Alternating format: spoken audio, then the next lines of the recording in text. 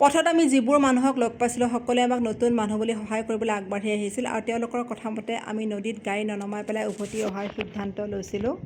পুৰা খালী জেগা, মানে হঠাতে পানী আহি যায় আৰু তাতে সৰু সৰু দুখনমান নদী আছিলে। আমাৰ গাড়ীখন পাৰ হ'ল, কিন্তু ডাঙৰ শুকলাও নদীটো আচলতে পাৰ নহ'লে, আমি হ'বলৈ নোৱাৰিলোঁ। কিমান খালী জেগা চাওকচোন। আৰু সেয়া ভূটান পাহাৰ, সেইখন হৈছে ভূটান পাহাৰ আৰু ভূটানৰ বৰষুণ দিয়াৰ লগে লগে পানীটো নামি আহে ইয়ালৈকে। উভতি আহোঁতে আমি লগ পাইছিলোঁ এগৰাকী নেপালী সম্প্ৰদায়ৰ লোকক, যাৰ লগত আমি কথা পাতিছিলোঁ। দাদা, এই জেগাটোৰ নাম কি?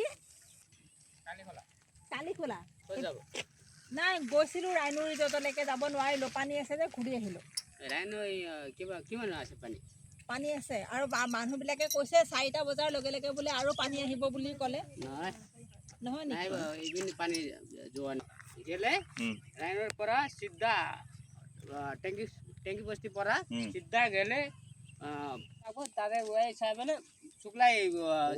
তেওঁ আমাক আন এটা পথ দেখুৱাই পেলাই বুজাই আছিলে আৰু এয়া হৈছে তেখেতৰ মাতৃ।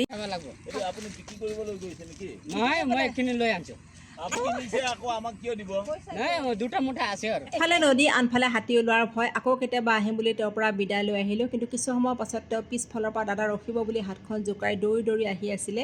কিয় তেওঁ আমাৰ ওচৰলৈ আহিছিলে আৰু কিয় মোক কন্দুৱাই পেলালে, নেক্সট ব্লগত লৈ আহিছোঁ। Bye bye.